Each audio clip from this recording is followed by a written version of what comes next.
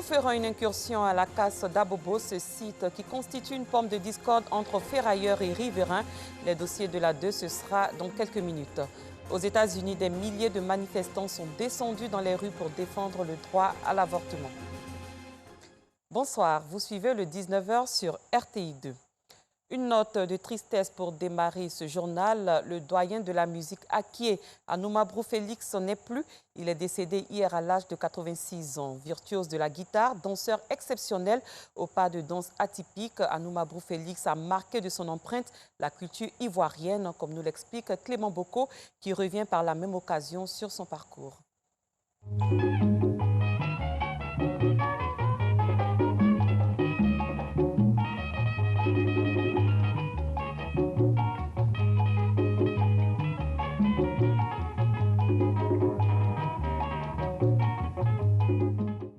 Il a apprivoisé la guitare et la jouait à perfection.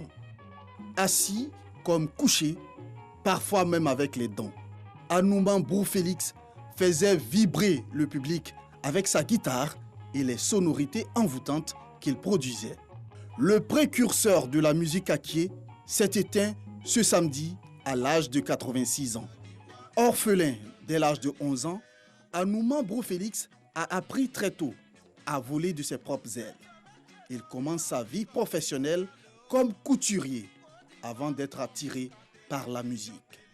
Autodidacte, Anouma Brou Félix devient auteur-compositeur et multi-instrumentiste. Il crée en 1960 le groupe Ivory Band avec Kwasi Augustin et Dengui Denis. Succès immédiat. Avec son talent, Anouma Brou Félix impose la musique Akie aux mélomanes ivoiriens. Il sera fait officier de l'Ordre du Mérite National par le président Félix Houphouët-Boigny et chevalier dans l'Ordre du Mérite National par le président Alassane Ouattara en 2014. En 2015, il reçoit de l'État ivoirien une villa de 18 millions de francs CFA à Adzopé, son village natal. De son vivant, Anouma Brou Félix se comparait au vent. Il l'a attesté lors de son passage à l'émission C'est Midi du 25 septembre 2015 où un hommage lui avait été rendu. Puisqu'il chantait dans son tube, pardonnez-moi l'accent, mais qui est fausseux.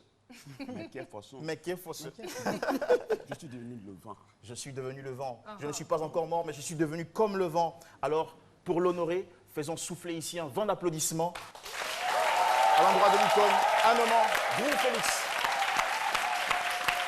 Anouma Brou Félix, le Jimi Hendrix de son époque, restera à jamais dans nos mémoires. Chaque fois que le vent soufflera autour de nous, chacun se souviendra de Anouma Brou Félix. Dis la vérité, ça rougit les yeux, ne les casse pas. Dis la vérité, la vérité. Un artiste musicien et proche du pionnier de la musique Akie et ivoirienne Anouma Brou Félix s'est souvenu de l'homme. Il était au micro de notre reporter Rosemond Kini. C'est ma cavalière, tu vois. Voilà. Je suis là-bas. Voilà. Voilà. Voilà, bravo.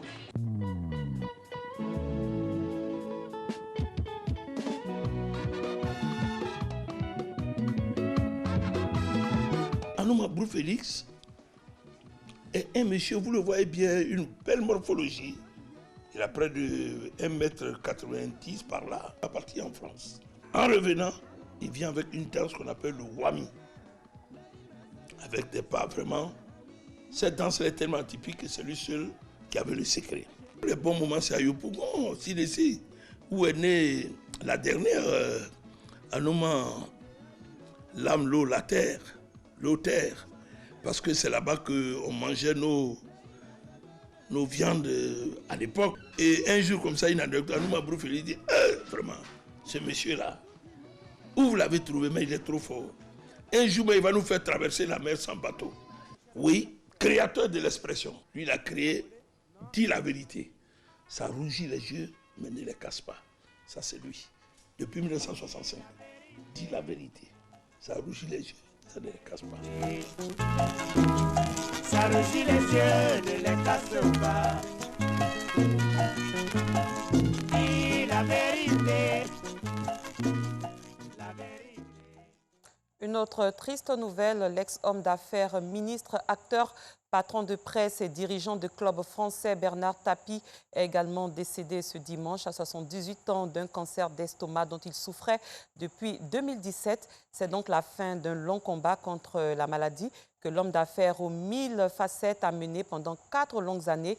Dirigeant d'entreprise, propriétaire d'Adidas, de l'Olympique de Marseille, député de Bouches-du-Rhône, député européen, patron de presse, mais aussi animateur télé, chanteur et acteur, Bernard Tapie aura connu plusieurs vies et de nombreux rebondissements, ainsi qu'un passage par la prison.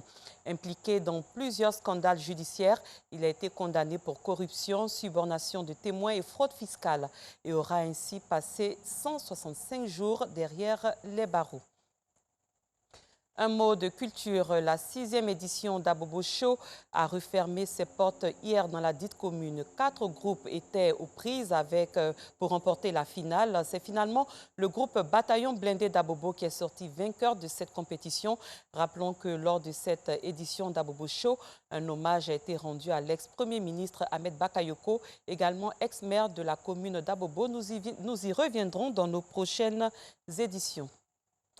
À l'étranger, des dizaines de milliers de femmes sont descendues samedi dans les rues américaines pour défendre le droit à l'avortement, visé par une offensive conservatrice sans précédent aux États-Unis. Peu de manifestations avaient eu lieu jusqu'ici depuis l'entrée en vigueur le 1er septembre d'une loi du Texas qui interdit quasiment tous les avortements dans ce vaste État, ce qui a déclenché une véritable guérilla judiciaire et une contre-attaque au Congrès. Mais à 2 jours de la reprise des audiences à la Cour suprême des États-Unis, qui sera à l'arbitre du combat, près de 200 organisations ont finalement appelé les défenseurs du droit à l'avortement à se faire entendre dans tout le pays.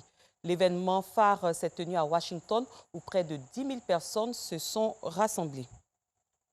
Place à présent au dossier de la 2.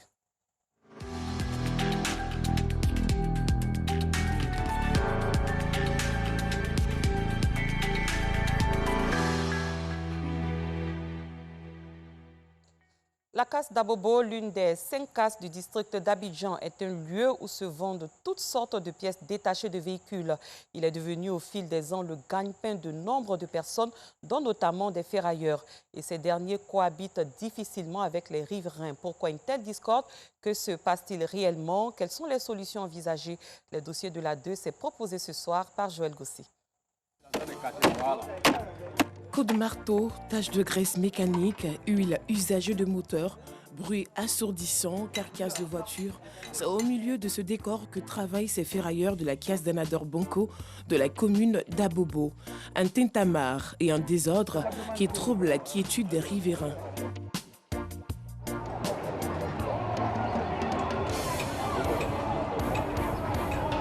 Pourquoi cette proximité avec les habitants du quartier Amador Bonko? Nous allons remonter le temps avec le vice-président de l'association des ferrailleurs de Côte d'Ivoire, Afersi, pour mieux comprendre. Nous étions à Djamé, garage en haut. Ouais, lors de la crise militaro-politique en 2002, c'est là notre site a été incendié. Voilà, compte tenu de la crise. Et nous nous sommes retrouvés à Bobo. À Bobo ici, à l'époque, le maire Adamas Tungara a bien accepté de nous accueillir ici. Voilà, donc quand on est venu, on s'est installé un peu, jusqu'à ce qu'aujourd'hui, on s'est retrouvé, tout le monde est venu. Nous étions en 2017 à 11 486 personnes. De 2017 à aujourd'hui, voilà, ça a augmenté. Dès lors, commence le cauchemar des habitants de ce quartier qui ont bien de griefs contre ces ferrailleurs un peu désordonnés et bruyants selon eux. S'ajoute à cela l'épineuse question de l'insécurité qui envenime les relations des 2 voisins, ferrailleurs et habitants. On peut avoir des funérailles, il y a problème des voitures. S'il y a Corbia, il n'y a pas de route pour entrer à cause des voitures gâtées. Souvent, tu peux voir les voitures même qui sont gâtées, bon, ça peut faire 3 ans. Ils n'ont pas besoin de ça, mais ils ne vont pas prendre. On vit mal ici. Tu as vu, vous-même, vous voyez le coin là. Il n'y a pas de voiture qui passe. Là, nous, on ne dort pas, les gros camions là. Même on arrange le coin là est toujours sale. Eux-mêmes là, c'est pas ici ils habitent. Quand ils viennent travailler le soir, ça chez eux. C'est nous. Les choses fourmis, il y a tout ici. Mousse, on n'arrive même pas à dormir. À chaque fois, on paye mousse. Si tu vois les choses sourire d'ici, là, tu vas dire ça a goûté. Quand tu as la visite comme ça, toi-même tu as honte. Locataire, il y a jolie maison, mais il n'y a pas de route. Tout est sale. Donc ça nous fatigue beaucoup. À la caisse d'Abobo Anador, des personnes de tout acabit défilent entre les magasins.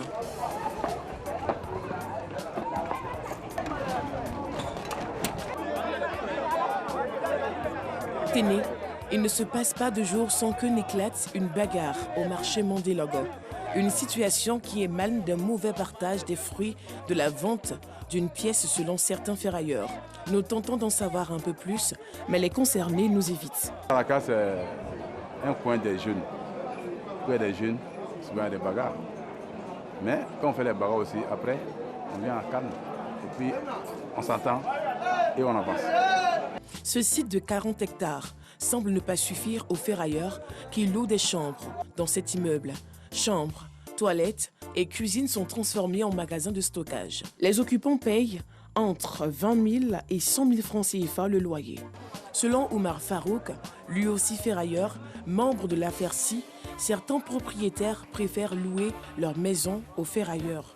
Normal, ils font une bonne affaire avec ces commerçants qu'avec des locataires ordinaires. Ici, c'est un immeuble de ferrailleurs.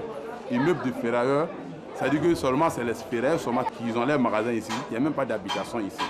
Tout est magasin ferrailleur de en bas jusqu'en haut. Donc on appelle ici immeuble ferrailleur. Les embouteillages sont aussi le quotidien des personnes qui vivent ici.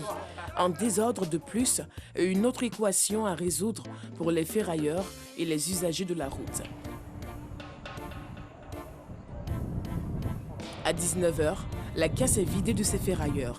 L'équipe de sécurité prend le relais. Ces agents de sécurité font face à plusieurs situations, dont des agressions et vols.